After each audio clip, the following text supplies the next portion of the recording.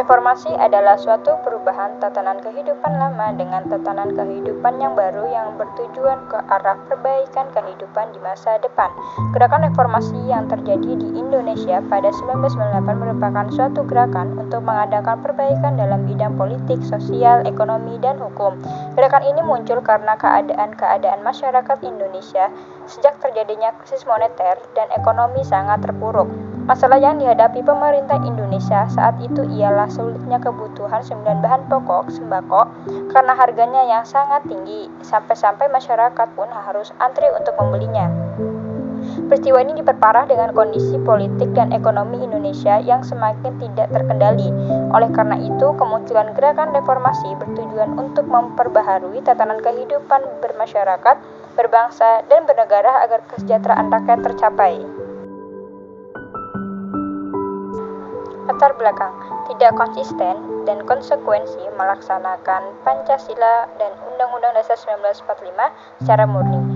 Ketidakadilan di bidang politik, ekonomi, dan hukum. Kebebasan pers dibungkam, tidak berjalannya demokrasi MA.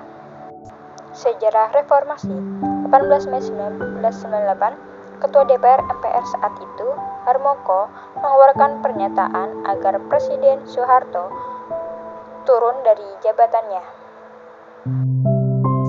19 Mei 1998, pimpinan DPR dan seluruh pimpinan fraksi mengadakan rapat yang menghasilkan keputusan agar Presiden Soeharto mengundurkan diri secara konstitusional. 20 Mei 1998, ribuan mahasiswa tetap bertahan dan semakin banyak berdatangan ke gedung DPR MPR RI. Mereka terus mendesak agar Soeharto mundur dari jabatannya. 21 Mei 1998 di Ruang Jepara, Istana Merdeka sekitar pukul 9 WIB, Presiden Soeharto mengundurkan diri dari jabatan presiden. Ia menunjuk B.J. Habibie sebagai penggantinya untuk melanjutkan sisa masa jabatan.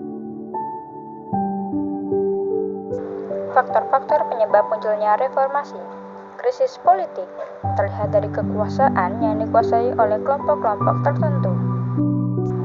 Krisis ekonomi didominasi oleh pemilik modal, sementara masyarakat ekonomi tidak dapat berkembang. Krisis hukum. Penerapan hukum hanya berlaku bagi masyarakat kelas bawah, sementara bagi kelompok kelas atas hukum dapat direkayasa. Krisis moneter. Kondisi yang disebabkan oleh perekonomian dunia yang turut mempengaruhi kondisi perekonomian dalam negeri. Krisis kepercayaan.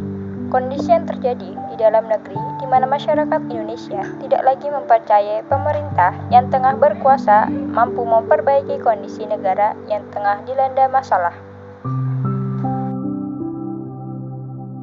Kebijakan Presiden pada masa reformasi. B.J. Habibie.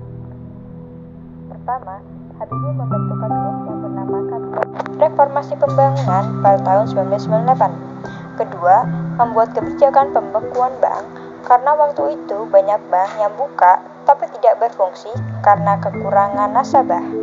Ketiga, kebijakan pemisahan ABRI juga dilaksanakan pada tahun 1999, memisahkan TNI dengan Polri sesuai dengan tugasnya masing-masing, yakni TNI untuk bidang pertahanan dan Polri untuk bidang keamanan. Yang keempat, membentuk pemilu pertama di tahun 1999. Abdurrahman Wahid.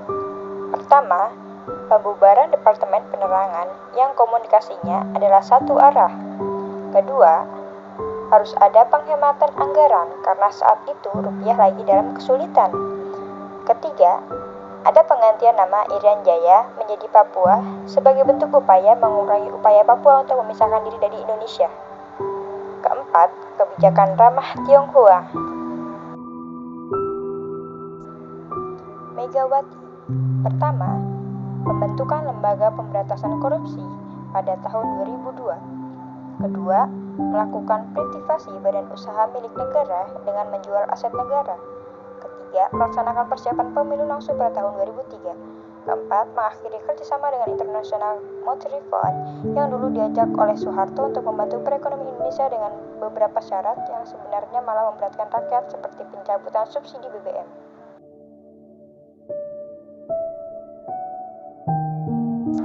Susilo Bambang Yudhoyono. Pertama, menyiapkan anggaran pendidikan sebanyak 20% dari APBN pada tahun 2008. Kedua, mengadakan konversi minyak tanah ke gas pada 2006 karena penggunaan minyak tanah dinilai lebih boros. Ketiga, bantuan operasional sekolah, bantuan operasional pendidikan, dan biaya pendidikan mahasiswa miskin berprestasi merupakan bagian dari anggaran 20% tadi untuk memberikan pendidikan bagi seluruh rakyat Indonesia karena sudah jadi hak mereka untuk menerima pendidikan. Keempat, pembubaran Badan Penyihatan Perbankan Nasional pada 2004. Joko Widodo. Pertama, mengangkat Jaksa Agung dan partai. Kedua, program Kartu Indonesia Sehat dan KIP. Tiga, meningkatkan harga BBM. Dan yang keempat, pembebasan visa kunjungan singkat pada wisatawan.